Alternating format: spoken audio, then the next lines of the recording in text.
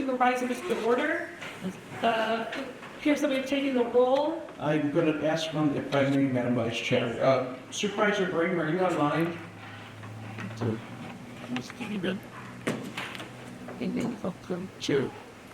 I'm going to say that. Yes, I am. Oh, there he goes. Okay, Yes, I am. thank you. So we have Supervisor Green and Chair Fimmel online. Correct? That is correct. Okay. Jenny? All right, so the roll has been taken. We're going to invite Supervisor Polkham to the front to give the invocation, and then we will follow with the pledge. Courtney? I won. Madam Chair, please. Madam Chair. Our Father, as we gather today, let us not lose sight of our gratefulness to you. Thank you for your goodness and for your blessings that you have given us. For each mind and heart that fills this room, we thank you. And thank you for each one's unique talents and perspectives that each one brings. With your guidance and grace, help us to utilize these talents and perspectives to achieve a sense of unity as we work together towards a common goal. Lead us in our discussions and decisions, helping us to seek what is best for all involved. We acknowledge that we need your wisdom and insight to accomplish these tasks. Especially, we thank you for your presence with us today. Amen. Pledge allegiance to the flag of the United States of America and to the republic for which it stands, one nation, under God, indivisible, with liberty and justice for all. Thank you very much. On pages 2 to 7 of your packet, you'll see the minutes from the February meeting. We have a motion to approve the minutes. Motion by, Let's bring back to. let's take motion by Supervisor Rice, second by Supervisor Zerklu. Is there any discussion on the minutes? Seeing none, all in favor, please say aye. Aye. Any opposed? And that carries. We have no resignations. We have a few appointments to the Health and Human Services Committee as a citizen member. We have Rachel Stankowski to the Health and Human Services Committee as a nurse member. We have Marie Topping. To the North Central Wisconsin Regional Planning Commission, we have David LaFontaine and Karen Olson. And to the Ag Producer Member of SEED, we have George Gilbertson. Madam Vice Chair, if I may, I put an asterisk by the North Central Regional Planning Commissioner. The governor, how it gets appointed as governor, if there's a governor appointment, county appointment, a joint appointment. This is the governor appointment, and his office has asked for 2 names. And those have to be approved by the county board, and then we submit them to the governor, and then his office will make that decision. So that's why you see 2 names there. Thank you.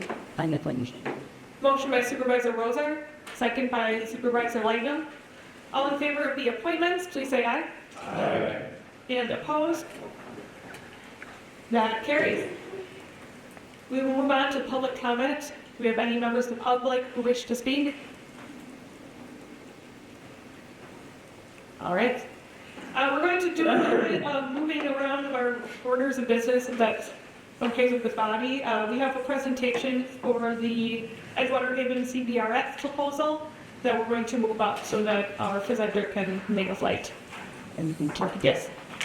So I'll just stay here to do this. So last month at the county board, I drew their attention to a financial modeling that the Health and Human Services Committee was bringing forth to you for some better utilization of some unused square footage at Edgewater Haven. And so Justin is going to give some comments, and then Pat Trace here from Withley to explain his financial modeling so that you all can see what we're thinking about for an upgrade to some Edgewater Haven square footage, and then give you a month to ask any questions and to kind of digest the information that you're going to get. And then probably next month we will bring a resolution forward to approve this project. So if you'll give your kind attention to Justin and Patrick and ask any questions that you have. Thank you.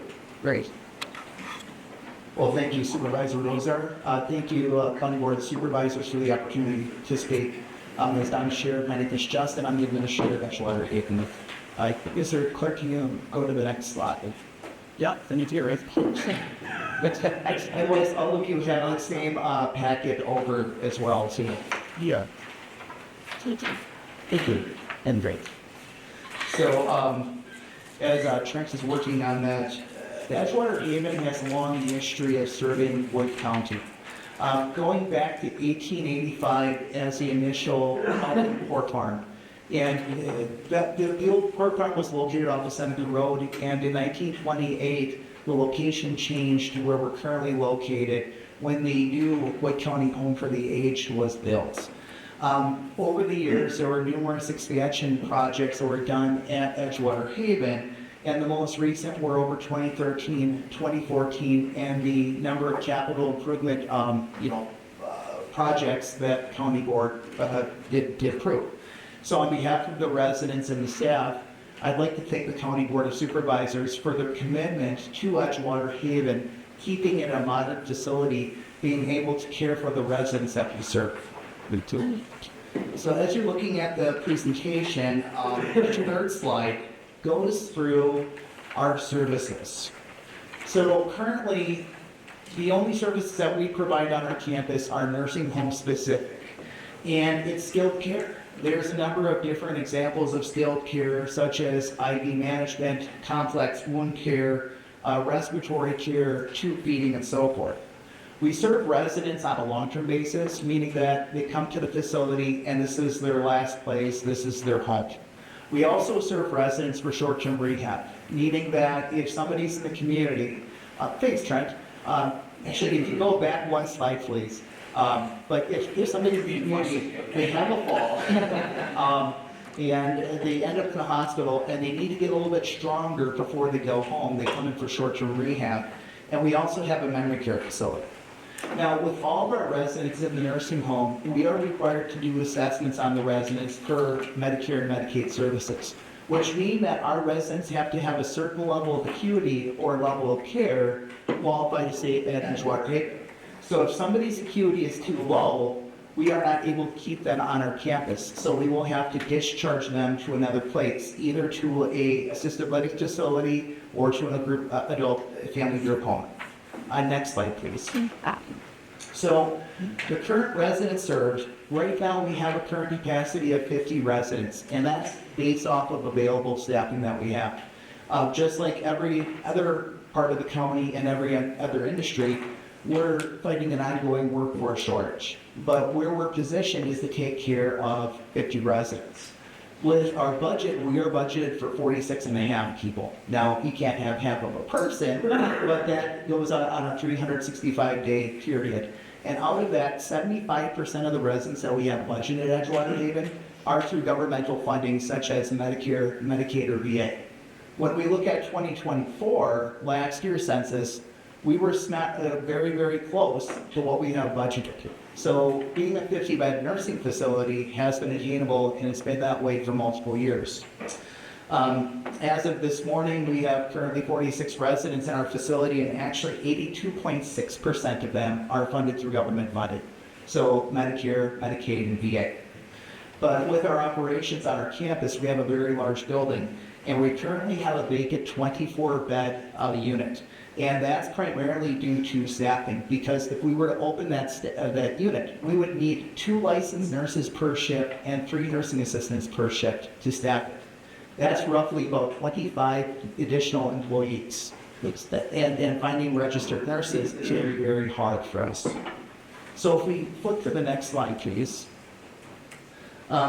We do serve for quality care. We have our mission statement up here.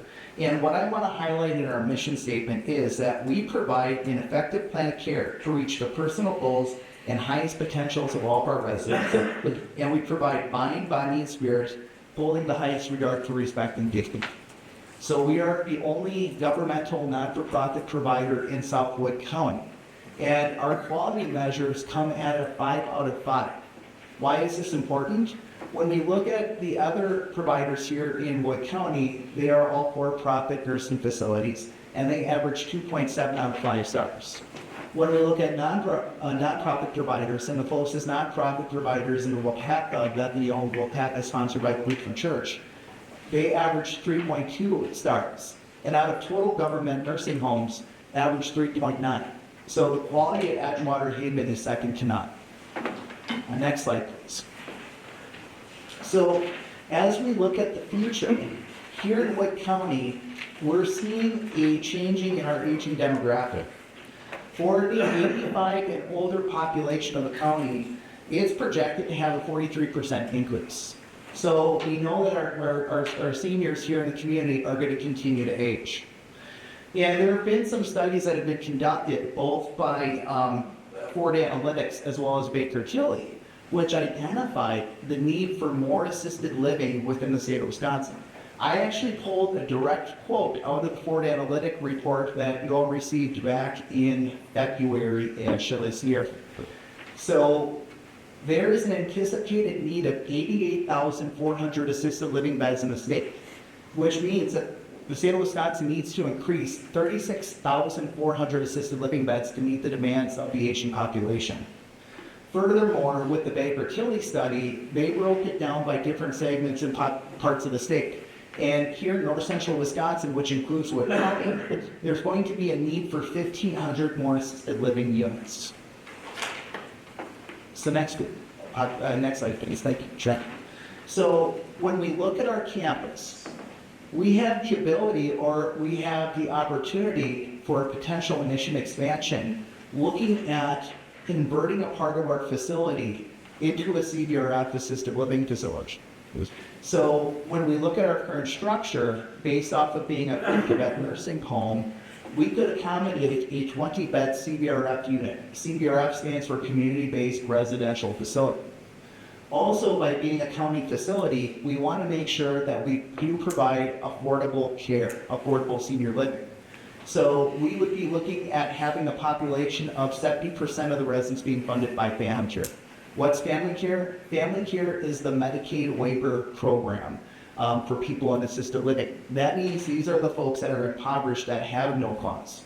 What we see in our community here in Southwood County and throughout the entire county is that the current assisted living providers are for-profit and they focus on people that have private funds.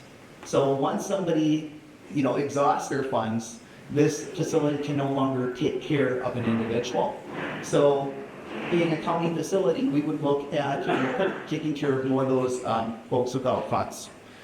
Furthermore, it would have a attainable staffing pattern. Being a 20-bed CVRF, what we would need for direct care staffing would be 2 caregivers per shift. Not certified nursing assistants, because the world of assisted living does not require certified nursing assistants. This would be a personal care worker that we would be able to train here at Edgewater Haven.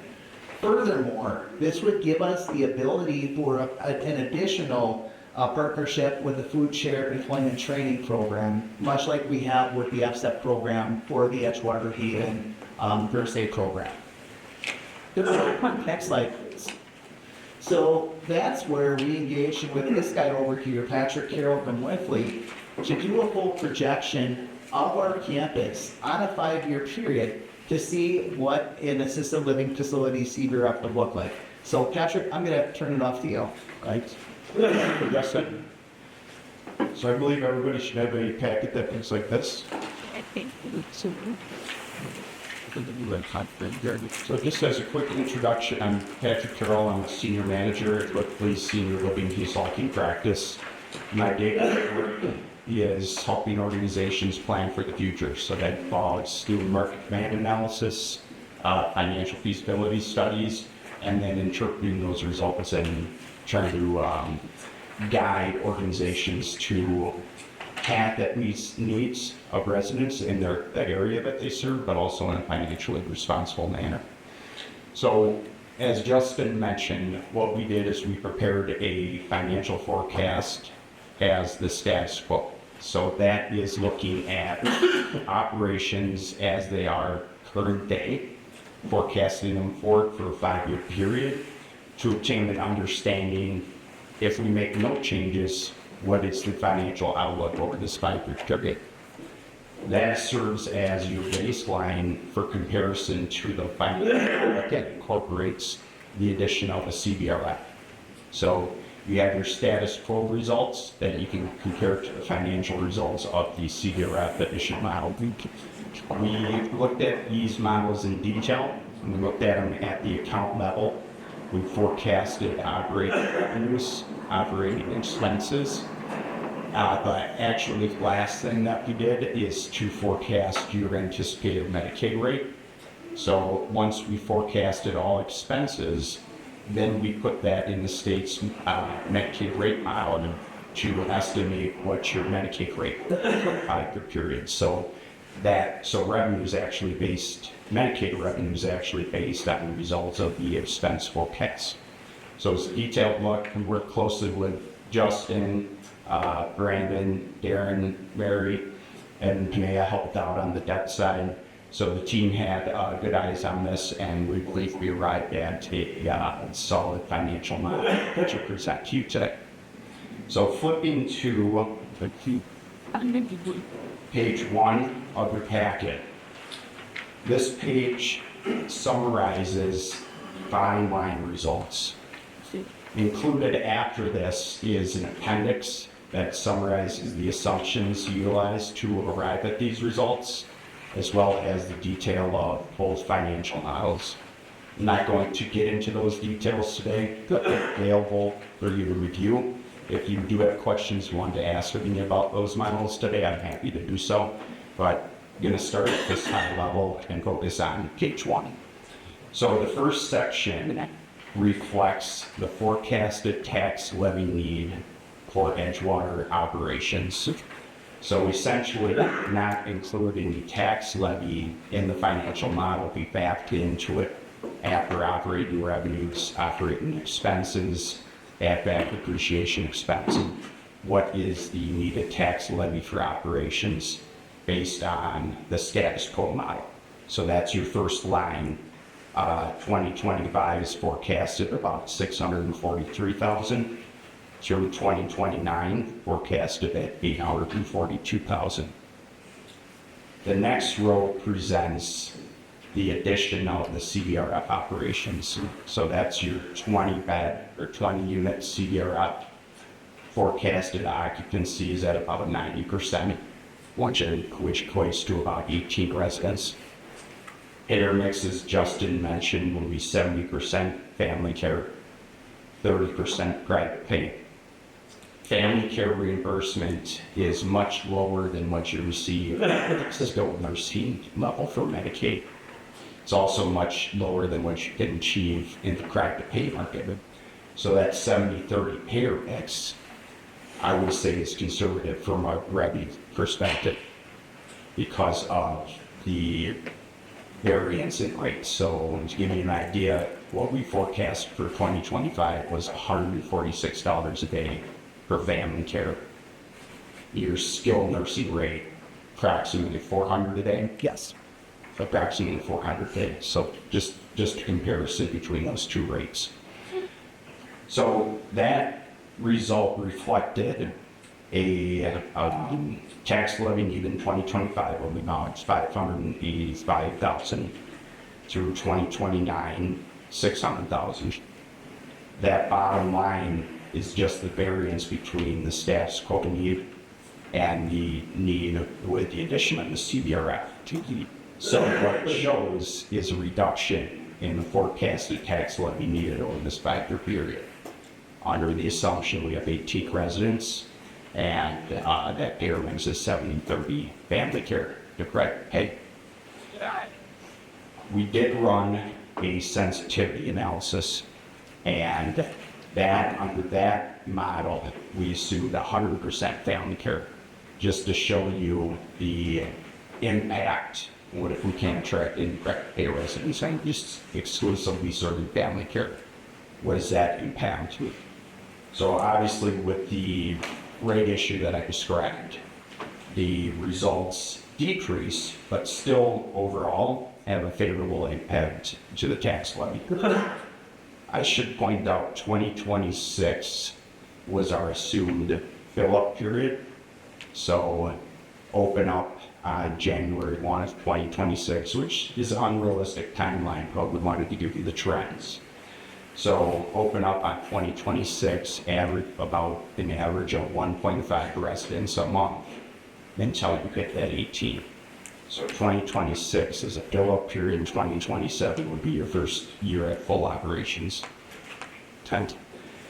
Before I move on from that section, I'll pause to make sure that makes sense, see if there's any questions. Okay. The next section relates to the debt service related to the conversion costs. So it was, Justin received some estimates, multiple estimates. We used the average cost provided by those estimates, which came out at about $2.2 million. Baird, Robert W. Baird Company provided us with information related to the amortization schedule, as well as the impact to the tax levy. So the assumptions that they used were, again, that $2.2 million of borrowing at an interest rate of 4%, which Robert W. Baird indicated was the rate the county could borrow at the time this was prepared. So what we're presenting here is two amortization periods, amortizing over a 10-year period, amortizing over a 20-year period, and the impact of the annual debt service through principal and interest based on those two different scenarios, and then the impact to the net mill rate. When we drop down to the last section, we're looking at three different scenarios, and this is looking at the total overall impact to the tax levy. So funding required for operations of Edgewater, plus the debt service. The first section assumes a 20-year amortization period. So we have the decrease in tax levy funds needed for operations in that top line. Then we're reducing that by the annual debt service to come out with the overall impact, which under that scenario, excluding the fill-up year 2026, it's a net positive impact to the tax levy. The next section assumes a 10-year fill-up period. Again, taking the forecasted funding needed for operations of Edgewater pavement, backing out the debt service under the 10-year period. Bottom line is the net impact. Overall, that by 2029 is starting to become an unfavorable impact, but that's a function really of expense inflation outpacing what we assumed for reimbursement inflation on the family care model. So that's why that trend's upward. Lastly, we did that sensitivity analysis assuming 100% family care. We used the 20-year amortization period. Same approach, reduction in the tax levy needed for operations, netted against the debt service, and you can see the bottom line there. So that reflects the impact of not having any credit paid revenue at the CDRM. This is for your discussion over the 10 years versus the 20 years, but a not-for-profit provider who were to take under a project like this would likely be amortizing the debt over 30 years. So you compare that to other not-for-profit providers who don't have the limitation of the 20-year borrowing, you're likely looking at a 30-year amortization period. So in my opinion, to assess this, I would point you to that total impact on the 20-year debt portion. So before I go any further, pause for any questions on that. That's it. Why is there a difference between 26 and 27 total impact levy of 200 $80,000, almost $100,000. Sure. So in 2026, in January 2026, it's assumed you have 1.5 residents in the building have the CRF. By February, it's assumed you have 3, March 4.5. So basically, there'll be you can see of this new operation. 2027, it's assumed that you have filled up to 18 residents over the entire year. So we're not assuming if one, open the door and have 18 residents at house. You're going to have to build that occupancy level up over a 12-month period. Right, Is that helpful? Does that make sense? a little, because then it drops back off by 200, drops back off down to -34, +34.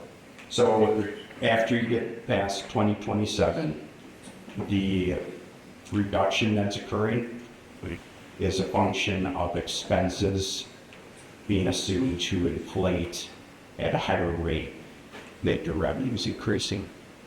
A big portion of that is your salaries and wages. And the assumed increase of salaries and wages were 4.5% annually.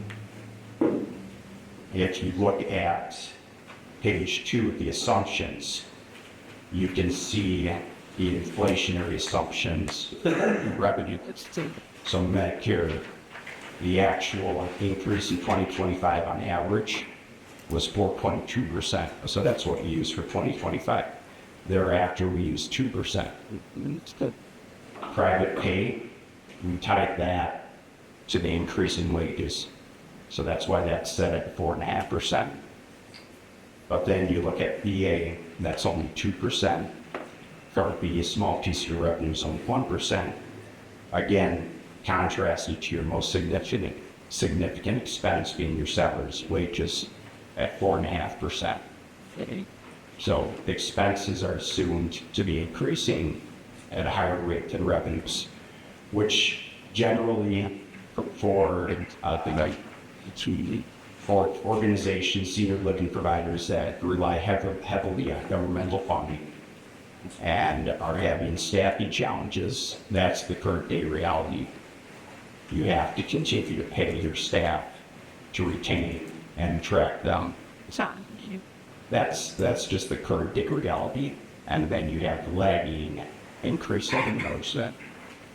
So you need 2 weeks of current, yeah, You need, pre-shift, plus relief. relief, yes, correct.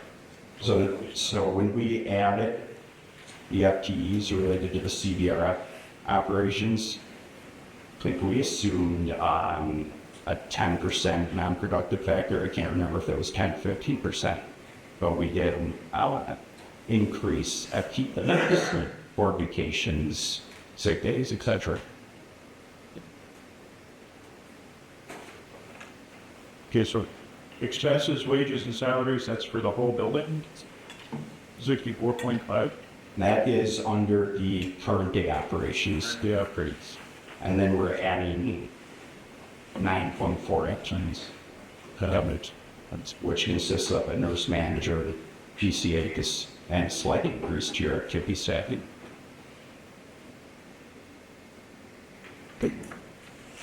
Thank you.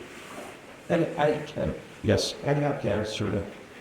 I have a question. With all that's going on in the federal government, and now it looks like the state government, this was all figured before that. So that suddenly changed. But what are you doing with federal money and things like that? So, listen, Yes, that's a very good and reasonable question. and that's enough. We can't forecast the impact of that is where we sit right now, because it changes every day. We also have the current, a key piece of your revenue is your nursing home Medicaid reimbursement. And the state has displayed that they are committed. They see the demographics and they know the oncoming need and they know that there's going to be a shortage of, regardless of its nursing home or assisted living beds, they know there's going to be a shortage of senior living long-term care beds over the next 5 to 10 year period. Due to the reimbursement increases, that's evidence to me that the state is committed to supporting this industry. When we look back at 2018, 2019, I would guess your average reimbursement is less than 200 a day. And now we're at 400 a day. That's unprecedented increases from Medicaid. So the federal funding is, I would have to say, unknown. You're unable to forecast that impact. See, Medicaid is state, so if there's cuts, it's going to be up to the states to determine what path they go forward. But in my opinion, there's evidence that the state of Wisconsin is committed to supporting this industry. Thank you. Damage. Let me get that.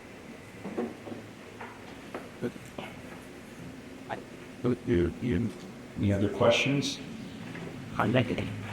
So is there going to be, like, they need to make a decision on this and then bring it at the county board? So thank you for that question, Supervisor Clendenning. So the plan is for a resolution to be discussed at the next Health and Human Services Committee. And then the Health and Human Services Committee will make a decision about whether to forward that resolution onto the county board in April. So Justin, do you want to give some closing comments and things? Yes. Thank you, Patrick. Thank you, Patrick. And also, just to follow up on Supervisor Hamilton and Supervisor Clendenning's questions, as I was standing back there, I couldn't really talk, but, Mess up. this last week, Supervisor Rosar, myself, Director Verwink, and Administrator Kornak were down in Madison, Wisconsin, meeting with our legislatures because see what Wisconsin is currently in their biannual budget ask, in which we were asking in the discussions with Senator Teston's office, Senator Tom Chai's office, and our local assembly representatives about the cost continue, as well as cost of living adjustments in the family care rates as well. We did have a lot of positive feedback regarding that. So when we look at the numbers that we had lifted up, Patrick put together, they were a very, very conservative approach. So it's factoring only at 2%. If the state of Wisconsin was advocating for our industry, we could see potential better cost of living adjustments in family care. But that's why you see at 2027 a reduction of $355,000 down to $273,000. So that's just factoring current trends without intervention from our legislature. But Mr. Clerk, if you could go to the next slide, please. So for closing, talking points. So with community impact on the CDRF, this would help meet the demand for the aging population here in Wood County. Also, this would be a continuum on our high-quality care that we provide in addition to the nursing home to the CDRF, so we'd be able to serve more people here. I'd say the fourth bullet point is probably going to be one of the most important pieces, and that's keeping Wood County residents here in Wood County. So as I shared earlier, when somebody, spends through their retirement, they worked hard their entire life, but when you're paying $1,000 a month for care at an assisted living facility, it's easy to run out of money in the family care. So this way, we would be able to help those residents stay here, so that way families don't have to drive 2 hours to go see their loved ones. Also, even looking at a high family care census on our campus, it's going to be a sustainable senior living campus. So it will provide a reduction of the tax levy and be a positive impact on our taxpayers, as Patrick highlighted it. Next slide, please. So this is just an idea, a picture of the CDRF concept that we would be able to do with our campus. So as we look at this, would be a 500 wing, which was initially built in 1980, which would be able to meet the needs of the CDRF. Any questions? So, let me just make a comment, please. So I want you to look on the CBRF concept and notice that there are 2 double rooms that we've incorporated into that. So if a couple wanted to come, they could stay. Most of these are going to be private rooms, but we are looking for the possibility of a couple wanting to come to this facility and still be together. Again, Thank you, sir. My question is, looking at this, I don't see any dimensions on these rooms. What are the dimensions that you're looking at? Could use essentially probably 200 squares. They're about 14 by 12, maybe. Oh, they're bigger than that. So 250 possibly? yeah, 250, 240 is between 250 and 240 square feet. Okay, thank you. So these rooms are initially designed for being a double occupied nursing facility. So there would have been 2 residents at one point sharing one of these rooms. Good question. sorry. Yeah. Yes, I do. Okay. So is there private care still, or is this taking that out?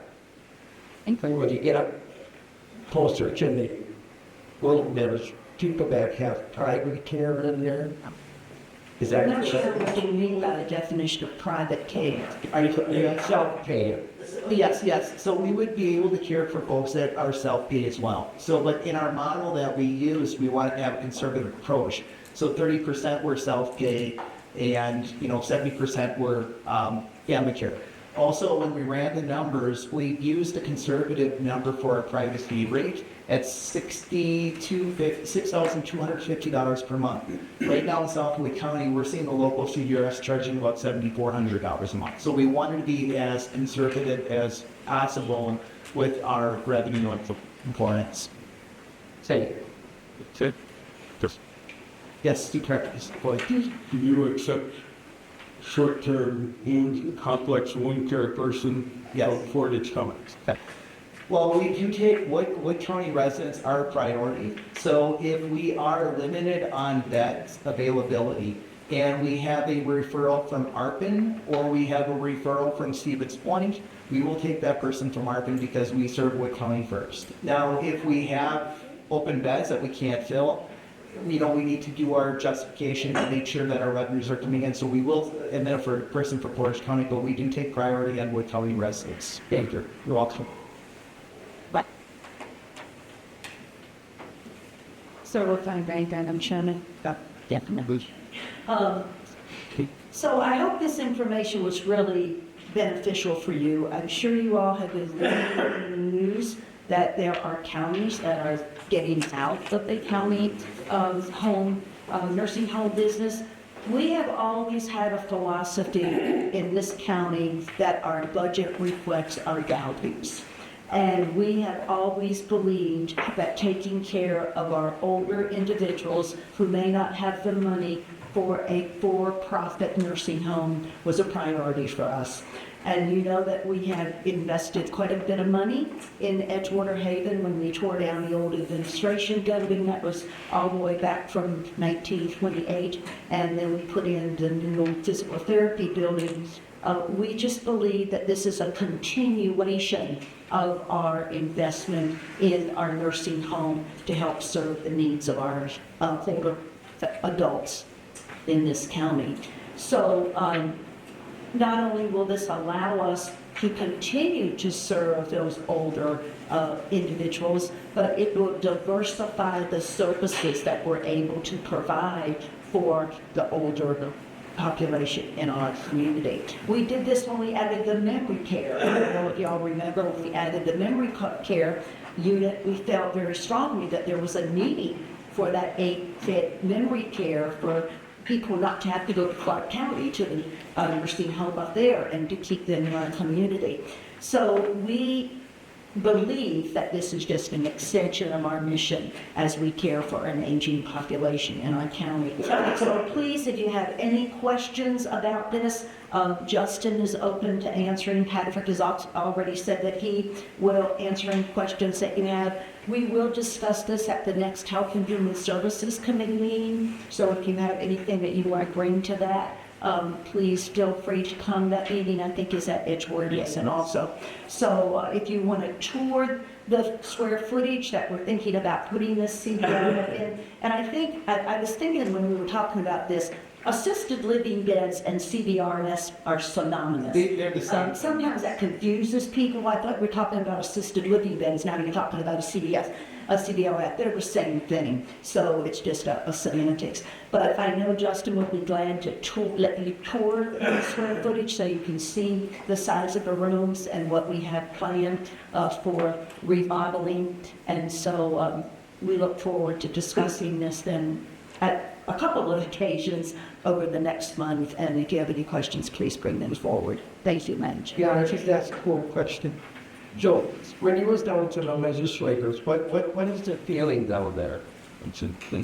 I mean, you went down there to talk about them, what you were planning on. Well, we did, and I'm very proud to say that I was in the legislature the last term where I really fought for these increased reimbursements. So I don't mean really to toot my own horn, but I worked really hard to get those reimbursement rates up. So I kind of feel that that's my legacy from having been in the state legislature. When we met with the legislators, they understand the situation that we were in this state. And Justin did a good job of the situation that we're in Wood County. We didn't ask for, well, I guess Cost to Continue asks for more money because the inflationary challenges, you do need more money. But they understand the aging population of this state. And they have the same values that they want older individuals to be taken care of. So we met with, well, especially Senator Teston, who you know is on the Joint Finance Committee, he's vice chair. He feels very strongly, and we had a really good rapport with his staff. And they asked for some additional information, which Justin was going to send them.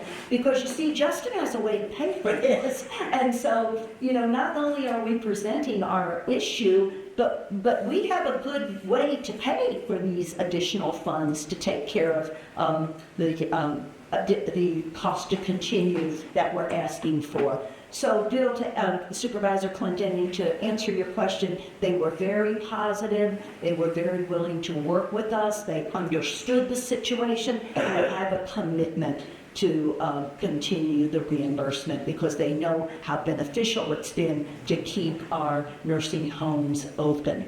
And I think you've noticed that too as you've talked to legislators. There really is, Supervisor Clendenning, of value in this state to take care of our aging population. Does that answer your question? Thank you. Otherwise, if there are any other questions after, I'll be around after the meeting, so you can feel free to come up and ask any questions. Patrick does have to leave to go on a flight, so if you have a question for Patrick, I can also send those off to Patrick as well, too. What are matters? All right, super. Thank you. Thank you very much. Thanks for having me. Okay, let's get into our packet. No acknowledgements or recognitions.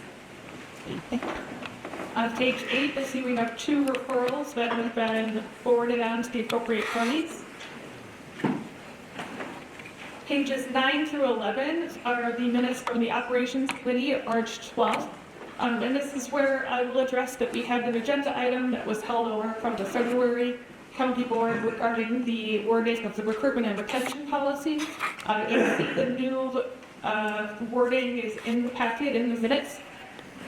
There's no resolution required because it's a policy change that's handled at the operations level, but if there's any comment, now would be the time to address that. I have a question. Supervisor Guzzo. So, the motion that I made and voted on wrong was to bring this back and discuss it. Yeah. In the parliamentary procedure, I don't understand what happened to make it go that way, other than the chairman of the board asking that it go that way and got a vote on it. So why didn't that I'm just doing this for my education about parliamentary procedure, why wouldn't that motion come back and we discuss it here? And because it was then come here for further discussion by the board. And is that what you're asking for now, discussion by the board? Yes. I'm just wondering if people are satisfied with it. Because how this got there was, in the highway department, they presented a resolution to the county board for that increase over 6. It can go to 7, it can go to 8, 9. And they had a resolution. And so the resolution went through and did pass that they could do that. But now in the future, it's going to go back to the operations committee. And then from there, if I or somebody else don't like that, I can make a motion to take it out of the minutes and discuss it. And it just gets passed on to the next meeting. So I really don't think anything was accomplished. One thing, that J&L wanted to move somebody from a 6 to an 8. We just have a resolution and send it to the county board, and that takes care of it because that's how it was done. Now, it is in here said we can't do that. Is that correct? You would have to go through the operations committee before the county board. The operations committee can still choose to vote no, and it can still proceed to the county board for a full vote. Why no, we'll draft it. Okay, I'm not I sure. don't think nothing changed. I really don't think nothing changed because they couldn't get it through the operations committee. So they just made a resolution and sent it to the county board. I think that's a great idea. Then I, as a representative of my district, can say, yeah, I voted for that raise or I didn't vote for that raise. Instead of saying, well, the operations committee put it through. I had nothing to say about it. But thank you. I think I answered my own question. Supervisor Wilson? Thank you, Madam Chairman. So it was my understanding from the discussion that bringing it to the Operations Committee was just a way to make certain that the Human Resources Department was involved in the discussion so that there was a broader look at what impact that movement and step might have on the overall wage plans. And it was also my understanding that it would still go to the county board, even if there were objections by the operations committee, but it was that human resources involvement that people felt was really important to get a bigger picture perspective of what that change in step was mean to the overall compensation package of the county. That was my understanding. If I'm incorrect, somebody correct me, please.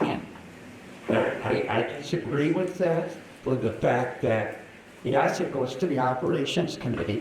And if nobody says anything at the operations committee or says something, it's not a resolution. So we have to wait to the next county board. And then we'll straighten something else to confuse the whole issue. The whole issue is, if you want to, in my opinion, if you want to raise somebody from a 6 to a 7 to an 8, you just make a resolution in your own committee and send it to the county board like it was done.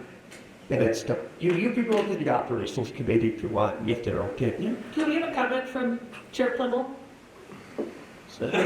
Maybe I can try to clarify here a little bit. The point, and I think Supervisor Rosa made it a little bit, is to get eyes on it in the HR department. So if it's agendized and if it's part of an agenda, we at least, it looks that way. There are impacts. If we ever raise somebody who's an office manager in a particular department, it might affect all office managers as they look at, Fair Labor Standards Acts and everything else. The operations committee can't kill this. It just shows it as agendized. They looked at it. If they have the support of the operations committee, for sure it's probably going to pass. You'd have 10 people plus. And like I said, but it still goes to the full county board. And the pay can be retroactive, so it doesn't hold anything up. If they decided that was going to happen, it can always be backdated. You'd never be holding anything up in that respect either. Supervisor Leahy? So I'm going to repeat something I said last month. I still think it bears on this issue significantly. I read this in print. I wasn't at the meeting. But Supervisor Hahn said, why do we have to go through layers and layers and layers of approval? It doesn't seem right. It occurs to me, I sit on the Traditional Legislative Committee, and that's the Rules Committee. So should we go from one committee to another, to another, to another? Where does that stop? I think what Supervisor Clendenning is saying is the Oversight Committee decide the issue, involve the appropriate people, go directly to the county board. Maybe I'm missing something. I think the reason this is in place is to ensure that the appropriate people are involved. They don't trust the other committees. Just inside. Yes, Sharon, you mean you don't trust the other committees to get you the whole of the resources? I can tell you that in the past, that has not happened. But that's what we were saying this time, is that we were sending it back to have human resources in on the discussion. That was part of what we were talking about, that they'd be at the committee, let's say J&L. Just you and J&L's committee has to have human resources there in order to do a step home. That's what we were looking at. But now it's got to go through J&L. And now we got to get with the human resources, this is human resources, just saying this is what we got to do. Now it's got to go through operations, which has J&L up there, which has the committee there, which they can say no or yes, doesn't matter. But it still comes to the county board. So my understanding is there was never a policy in place requiring that human resources be present in that conversation, regardless of which committee. This ensures human resources is called. And I agree, there probably wasn't, but that was what we sent it back for, is to say, tell them, if the, J&L, and, sorry, Chairman Clendenning, if J&L wants something, you gotta have them in your committee, you gotta have human resources in your committee to talk about it. You know, whatever you do. But human resources should be, and I have no problem with that. The problem I have is, okay, now you have human resources here, and now you gotta go to the committee that human resources, you report to operations, correct? It seems like it's just, why have another step in them? Then, like you said, whether they say yes or no, operation says no, still got to come to us, come to full county board. It's like you want to put another layer in there for what reason, I don't understand. Supervisor Pummel? Yeah, if I may, the reason is consistency. I mean, we have some positions in the county that have very similar job description.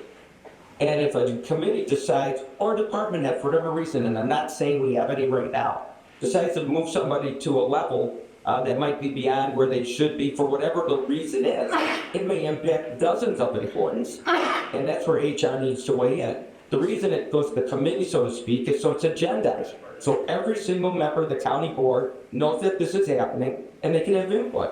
If they want to, they can attend the committee meeting, they can talk about it, and we're more informed. It doesn't slow anything down. It's supposed to go to the county board, and the pay can be retroactive. But it does involve human resources, and it does protect against those larger impacts that could affect the entire county. Another remark. Madam Chair, this is Scott Baxby.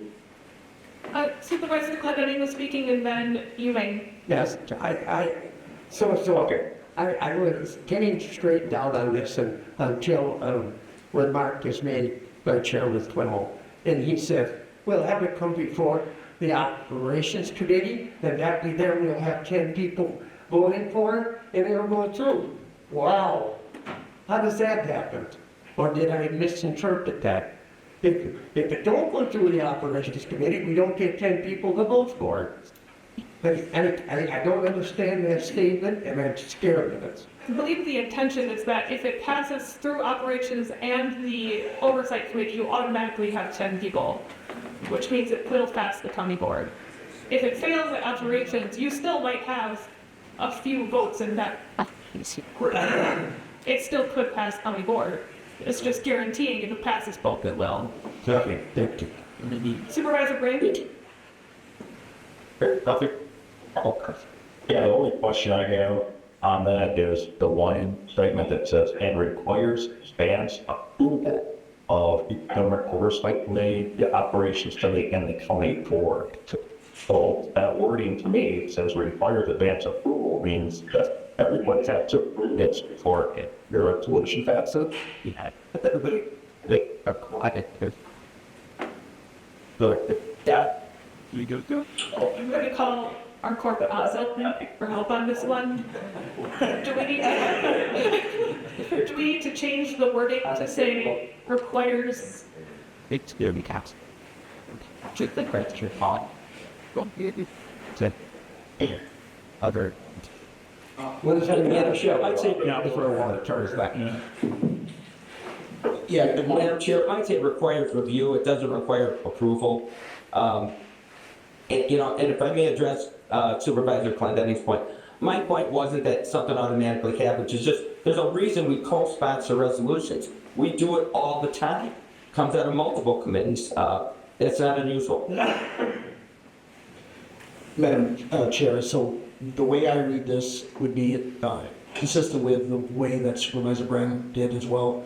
And I would say that if the idea is to have a review step in there by operations, you probably want to add additional wording that clarifies that that's with review with a recommendation of some sort to the full county board. That we do it. So, I think I think that word should be a trend. so you would like to say in consultation with Human Resources and requires advance approval of the department's oversight committee with review from the operations committee? Correct. I think that's I will make that motion to change there. I think it's a reasonable change. Cost that much. Okay, repeat your wording, Clinton. No, I won't. Okay. There's coffee. What he said. With review of the operations committee. I love those so moved people. Just maybe a suggestion, so you can do in consultation with Human Resources and review of the Operations Committee and requires advanced approval of the Department's Oversight Committee and County Board by way of resolution. Take 30, yes. You got the. What he said. Yes. Welcome, ladies. I beat you all. I did. You did before this, I will after this. Yeah, I'll get with you the wording. As long as the county board knows what they're rolling on, I would beat you. There's a motion and a second on the floor. Do you have the, leaders? There's liability, so we. Yes, I'm beyond that now. Oh, okay. Might be to get into the system there, so you want board vote or do you want voice vote? I think a voice vote is fine unless there's objection. Ethan. Okay. Okay, is there any further discussion? I'm just, if I'm, We'll do Supervisor Lightman and then yeah. Supervisor Roser. Go, Chris. So we're not gonna read the wording that I heard from several different sources, so we know exactly. I don't know what exactly you're doing, so, but I'm going to come up with some wording that it comes up to the gist of what you're asking for. Would you like our counsel to repeat his? I think, yes, I will. Yes. Talk slow. Okay, so I'll start with the portion that starts with in consultation. Got it. Would read, in consultation with Human Resources Yep. and a recommendation from the Operations Committee.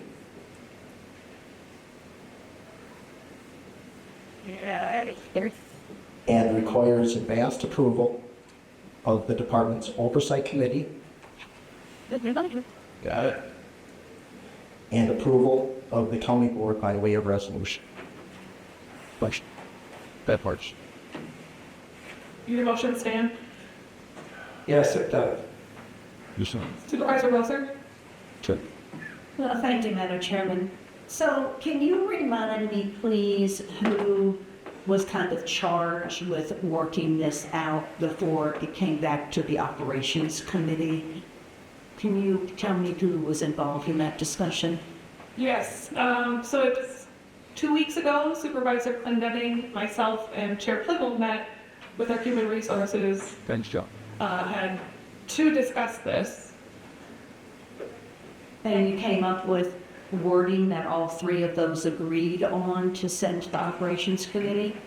Yes, this wording was agreed on by everyone in the room. So I just want to make a comment that I find the objections to the wording very interesting when there was full participation by the people that were in that room on the wording, and I just find this very interesting in light of the fact that the wording was agreed on by everybody in the room. Thank you very much. I would disagree with that. I would disagree with that. There was supposed to be only 2 people from the operations committee, and there was 3. So I disagree with that. I think there was 2 of them. And whenever you have 2, you must advertise that meeting that there's going to be 2 or more people involved in it from a particular committee. So that wording did not come up. I did not agree with that wording. It's the fact that I wanted just wording with a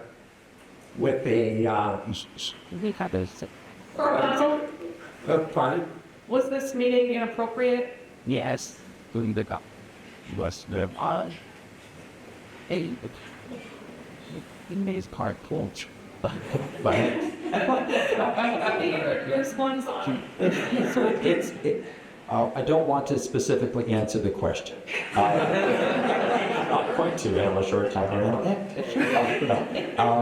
Because it's problematic. And so let's just say if we have 3 members of an oversight committee that are present to discuss a topic that oversight committee has responsibility for, that should be a noticed meeting. And so Supervisor Clinton is right to have concerns with regards to that. But I think the important thing here is that you folks, maybe having a little lesson on that, have a motion in front of you that I think everybody's agreed upon, or mostly will agree upon, on a contentious issue. So it's good to see that this discussion has brought forth this type of agreement so that you can move forward and all be satisfied with how that touched it. So good job on that. Thank you. If I can clarify, there were 2 members of an oversight committee at this meeting, not 3. There was myself and Chair Plymouth were the only operations members in the meeting. Okay, then I misunderstood. I thought Supervisor Rosar was still on the operations committee. And But I wasn't at the meeting. I wasn't at that meeting that discussed the content. It was Supervisor Clinton and myself, Chair Plymouth. okay, We're then the that's 3 board members. then that's 2 out of 5. And unless you're reviewing what's called the bad key decision, there's no problems. But I disagree with that.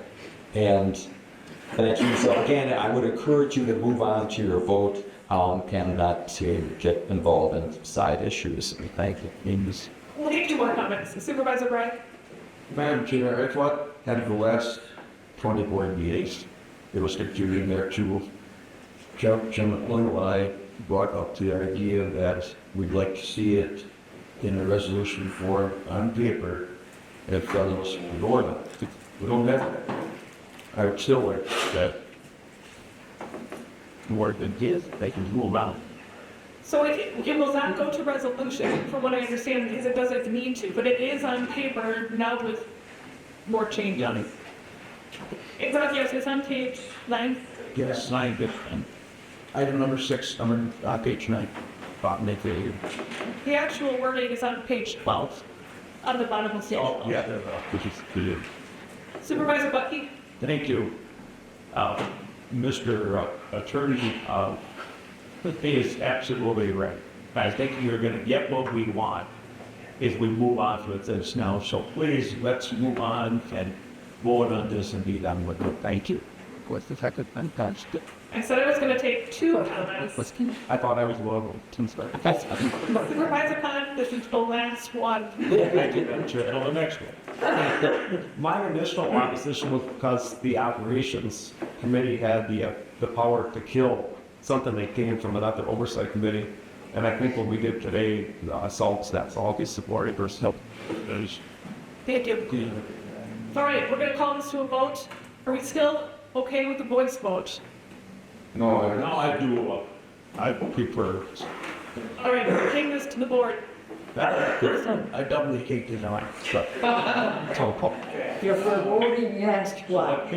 If you are voting yes, you are voting to approve the policy on page 12 with the revised wording from our corporate council, corporation council.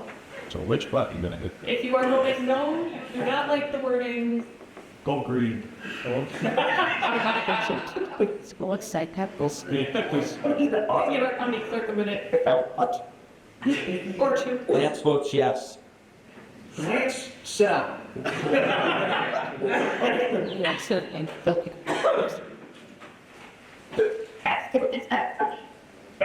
Make what you do. The video still, that was his teach state. Wait, you still not like, So.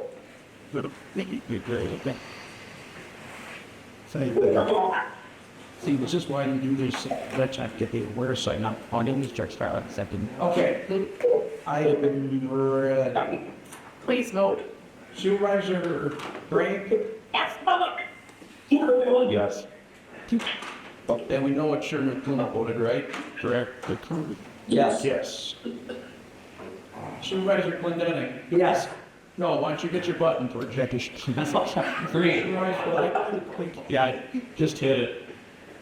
Well, Supervisor Clendenning, you, he did. So we're trying to get to it, Owen says no. to top if it was just. And he's through what? Team that is done The motion carries 18 to 1. It was easy. and already knew. You would let open. You got a check. We're gonna move on. Easy. On page 13, you have the monthly comments from the county clerk.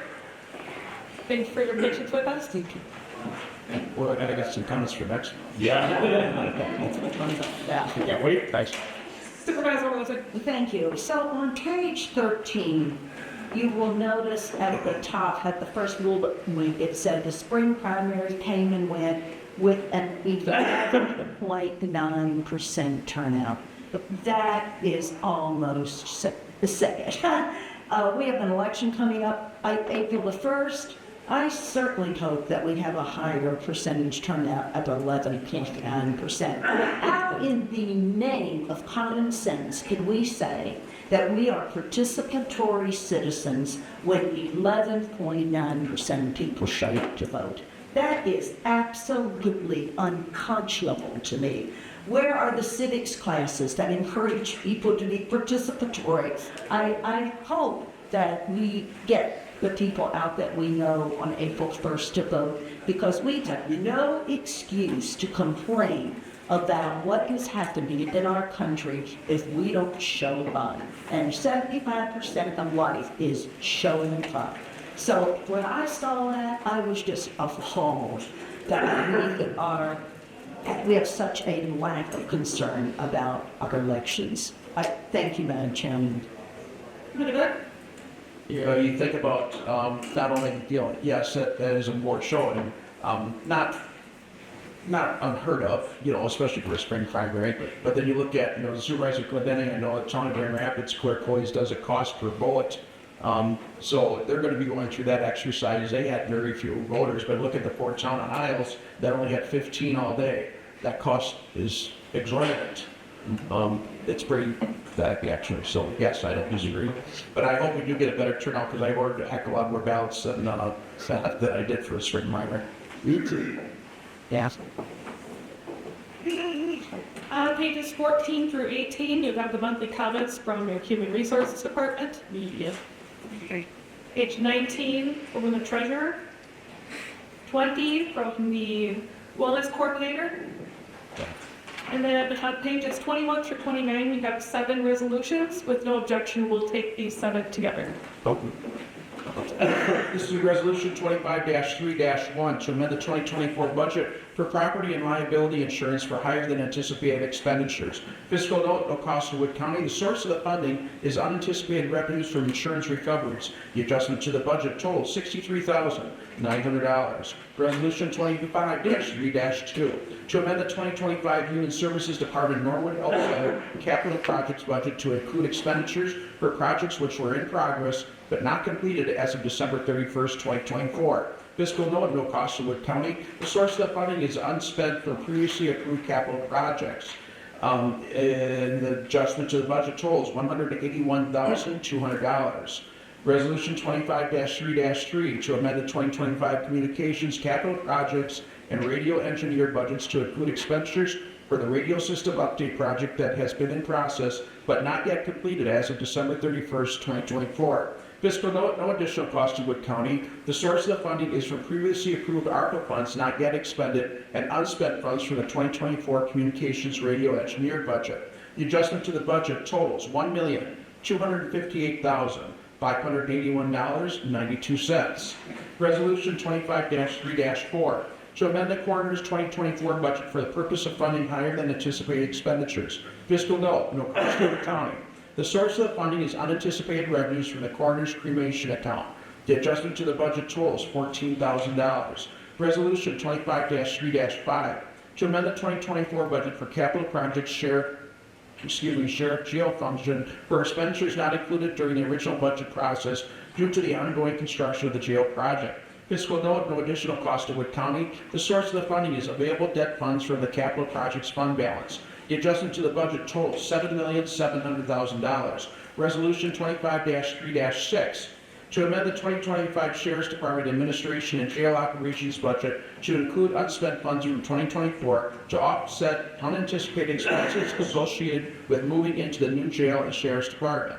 Fiscal note, no cost to Wood County. The source of the funding is unspent 2024 funds. The adjustment to the budget totals $135,000. Resolution 25-3-7 to amend the 2025 UWS for capital projects budget to include expenditures not yet spent and expenditures for projects that were in process but not completed as of December 31st, 2024. Fiscal note, no cost to Wood County. The source of the funding is unspent capital debt funds from 2024. The adjustment to the budget totals $28,790.64. Can I have a motion, Supervisor Hamilton? A second, Supervisor Bragg. Any discussion on the 7 resolutions? What was the fifth one? 18.310. That's all. Since that cost. I'm ignoring you. You're such a troll through that. Supervisor Brink, Yes. Chairman Plimmel, Yes. Supervisor, there it goes. Those 7 motions carry 19-0. Oh. Pages 30 to 33, we have the minutes from the Health and Human Services Committee of February 27th. The Veteran Service Commission on page 34 of January 13th. Commentary from the Health Department, pages 35 through 37. And the Human Services Department, pages 38 through 44. The CBSO report, pages 45 and 46. And that will bring us to resolution number 8 for the Health and Human Services Committee. and as she mentioned, this will be Resolution 25-3-8 to create 2 children's support and service coordinator positions. Fiscal note, anticipated wages and benefits based upon grade H2 with effective start date of April 1st, 2025 totals $131,342.30. Motion by Supervisor Roser, second by King. Sorry, I was looking this way this time. Any discussion? Let's vote. Supervisor Bryan, Yes. Supervisor Plimmel, Yes.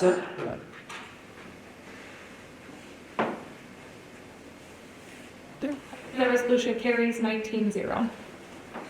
Pages 49 through 51, we have the minutes of the Public Safety Committee of March 10th.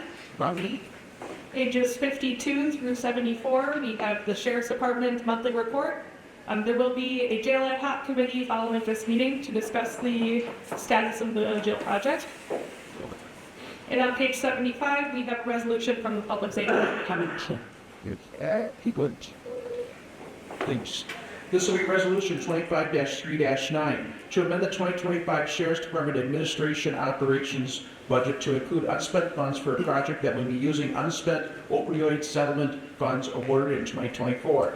Fiscal note, no cost to Wood County. The source of funding is unspent opioid settlement funds awarded in 2024 and placed in the administration operations budget. The adjustment to the budget totals $32,020. Motion Supervisor Bryan, second Supervisor Hamilton. Any discussion? Please vote. Yeah. Consent. Now, Supervisor Bryan. Lane. How about you? Yes. Chairman Clinton. Yes.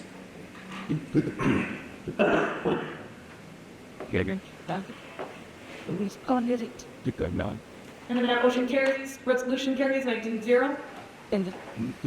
Pages 76 through 78, we have the C minutes from March 5th. And Supervisor Lightman. Thank you, Madam Chair. I have two things that I wanted to talk to the board about today. Both of them relating to the Wisconsin Counties Magazine in March of this year, a good magazine. Asked Lance if I could speak to this. He said, yeah, by all means do. So I will keep this brief. What I'm going to do is I'm going to quote some pages for you. I know most of you did not bring your magazine with you today. I have some extras with me, but you can look this up later. So the first thing was from CEO and President of the WCA, Mark O'Connell. On page 4, looking when you get a chance, in the second, in the right-hand column, he said this about our jobs. He said, whether you, meaning supervisors now, whether you write an email or call a legislator to explain the impact of a proposed policy, whether you pass a resolution urging action, whether you testify before a committee, or whether you raise local awareness about an important issue, your advocacy truly makes a difference. So he said that, and I try to think about myself and about all of us. If we can do all those 4 things to a greater or lesser degree, I think we make good supervisors. So what I want to do today is I want to call your attention to what this magazine is all about. There were 9 bundled articles, starting right after what the CEO said here. And then there's actually a 10th article toward the back of the magazine if you want to look at that. But let's zero in on 2 handouts that I managed to get to all of you about except Supervisor Bryan. And I'll have the handouts for you after the meeting. But in talking about Wisconsin's groundwater, a buried treasure, look at the handout, which is largely blue. Comes from the Citizens Water Group of Wood County. On one side, you flip it over, you flip it back. On one side is who we are, Citizens Water Group. On the other side is nitrates in well water. So I'm just going to refer you quickly to the second heading there, human health issues. If you find nitrates in your private well, I mean, heaven help you, but if you find that, what can it lead to? What are the human health issues?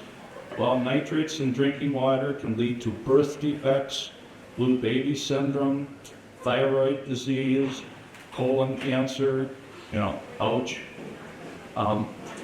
So the problem here is, look at the second line, nitrates in drinking water cannot be seen, smelled, or tasted. You just don't know they're there. So maybe you've got a rural private well and you've heard about this conversation over the past 10, 15 years and you think, okay, I'll boil my water. Wrong. Cooking, boiling potatoes, pasta, rice, that sort of thing, actually intensifies the nitrate effect. And Sue Smith told me that 8 or 10 years ago, and we're still dealing with the same issue. So read that handout. Good stuff. It's really good stuff. Not going to read any more of that to you. Look at the map, which I handed out earlier this morning. This was compiled by Wood County's Land and Water Department. It's almost 600 private wells that were tested. And supervisors, I know what you're doing. You're going to your own supervisoral district and you're looking at what are things that are there. So this was compiled over 5 years or 6 years from 2019 to 2024. We need to do this again. You're going to see colors there. If you look in the lower left-hand corner, anything that's green, any dot, any circle, that's green, yellow, tan, or orange or red, that's bad news. And so what you need to be doing is you need to be looking at a well that's, what, 1/8 of a mile, 1/4 mile, 1/2 mile away from that to see what are the nitrates and capacity what. Okay, so look at that map. That is so insightful as far as we're concerned, as far as Land and Water is concerned. Now I want to go back to the magazine. I promise I'll make this fast. If you go to page 8 when you get a chance, this one statement: nitrates are the state's most widespread groundwater contaminant. The state's most widespread groundwater contaminant. We hear so much about PFAS, but it's nitrates. We hear about pesticides and bacteria. Let me just repeat something to you from that statement. Where you find nitrates, you find pesticides and you find bacteria. Okay, from page 24, Wisconsin's 800,000 rural private wells supply drinking water to 1/3 of Wisconsin residents, 1/3 of us, and rural private wells. Let's talk about municipal wells for a minute. So I'm going to page 10 when you get a chance to look at it. You're probably thinking, okay, I'm safe, and I can get my drinking water from a municipal well. Well, page 10 is about Abbotsford. It's about a small community, about 70 miles north of here up Highway 13. 2,500 people. They have 24 small municipal wells. They found last year, 2024, they found 3 of them with rising nitrate levels located, guess where? Near Abbotsford High School. I'll share with you Abbotsford High School class of 1967. This is about 1/3 of a mile, 1/2 a mile from where I grew up, the house that I lived in. And they're finding increasing levels of nitrates in their municipal wells. Page 14, Kevin Mazarek, a name that you should know. He's the head of the Center for Watershed Science and Education at UW Stevens Point, working closely with UW-Madison Extension. They work together. He's an expert on nitrate pollution.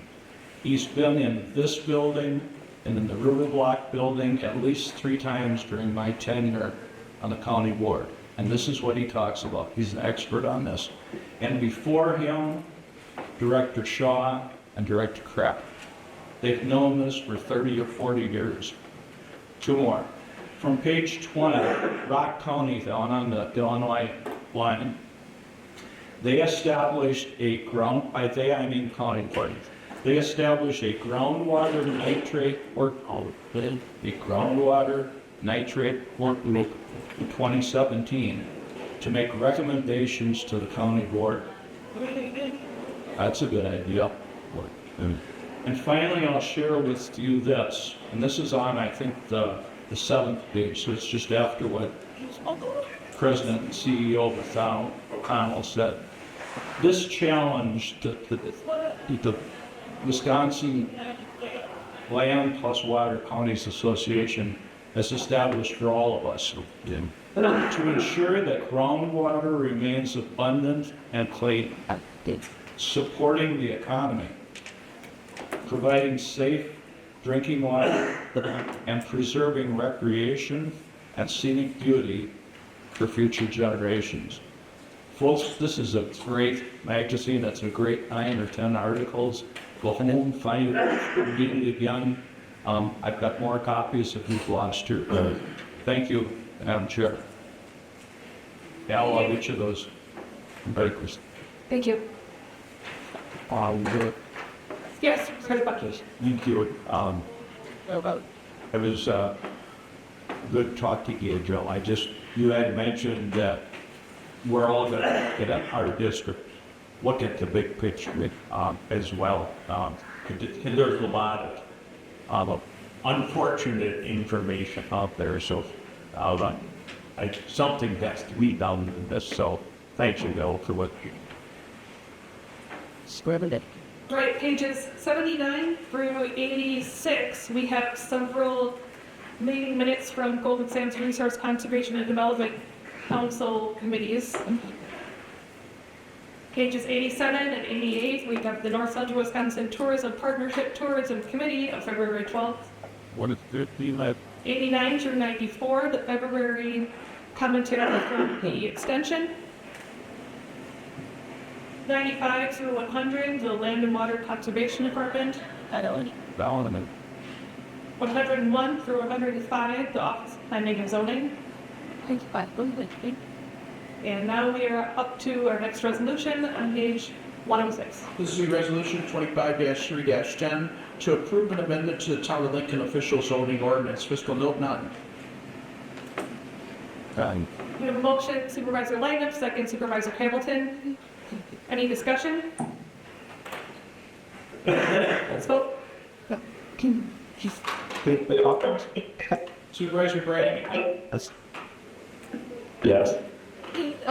Chairman Plummer. Yes. Supervisor Sacco. Click. Resolution carries 19-0. Pages 108 through 110, we have the minutes from the Judicial and Legislative Committee of March 7th, followed by pages 111 through 114, 115 through 146, and 147 through 149, various claims. Page 150, we have the Child Support Agency comments. 151 through 152, the comments from the Clerk of Circuit Court. I'd like to draw your attention to page 153. He appears to have stepped out, but it was our outgoing court counsel's final monthly comments. So we can frame it. Keep them framed. Pages 154 through 155, the Wood County Criminal Justice Department monthly report. 156, the District Attorney. 157, the Register of Probate. 158, Register of Deeds. 159, Victim Witness.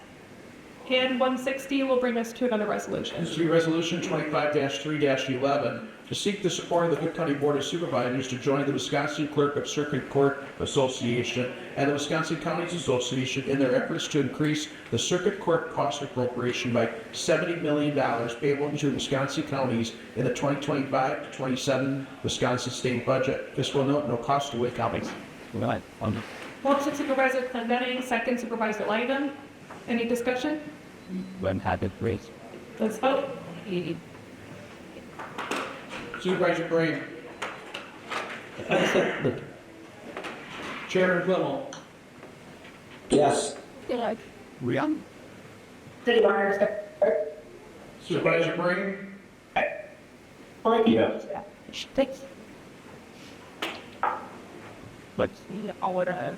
Resolution carries 19-0. Pages 162 through 165, you have the minutes of the Highway Infrastructure and Recreation Committee in March 6th. And then giving the Sheriff's Department a run for their money, the Wood County Wildlife Area Advisory Committee, 166 through 201. Close but not quite. Pages 202 through 205, the Wood County Highway Department Accounting Supervisor comments. 206 through 209, Parks and Forestry Department. And now we have a resolution from the committee. This is Resolution 25-3-12 to amend the 2024 ATV trail maintenance budget for additional expenditures which were not anticipated during the original budget process. Fiscal note: the cost of the county, the source of the funding is increased revenues from the state ATV grants program. Adjusting to the budget totals $55,984.39. Motion Supervisor Hamilton. Second Supervisor Schultz. Any discussion? Let's go. That's actually. Supervisor Breen, Yes. Chairman Gilmore, Yes. The resolution carries 19-0. And we have another resolution, page 211. this is Resolution 25-3-13 to become eligible for maintenance monies on new and existing ATV and snowmobile trails. Fiscal note: the cost to Wood County. Total reimbursement comes from the state aid and donated services. Motion Supervisor Bucky, second Supervisor Bragg. Any discussion? Let's vote. Supervisor Breen, Yes. Chairman Gilmore, Yes. Without that, Walman, Walker, Resolution carries 19-0.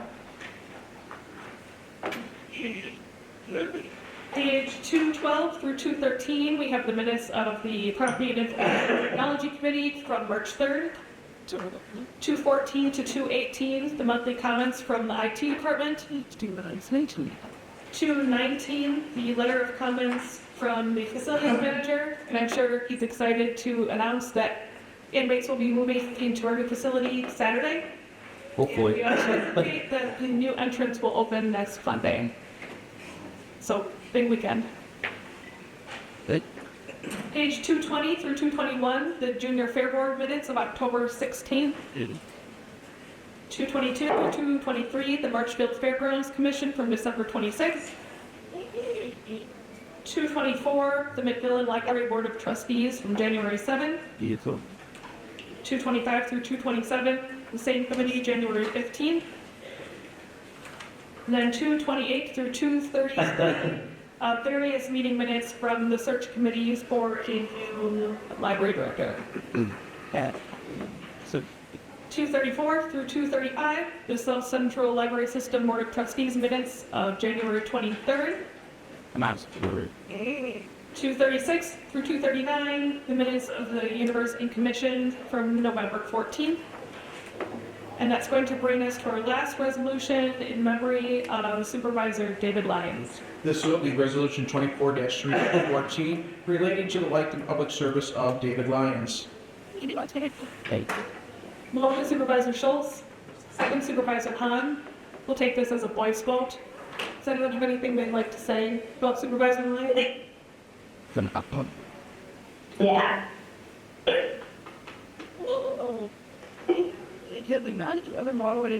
That was on your way. That was on that thing. Oh, okay. All in favor, please say aye. Aye. And opposed? And let's stand for a moment of silence to take that.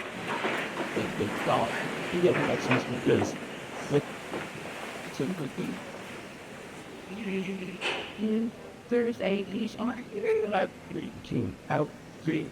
Thank you very much.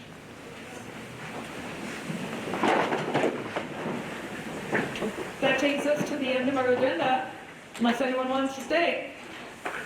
There is a little party. Yeah, there is a party next door for our outgoing court counsel, Peter Castigos, and there is a jail and hot committee meeting that will be the next. So, Oh, no, wait.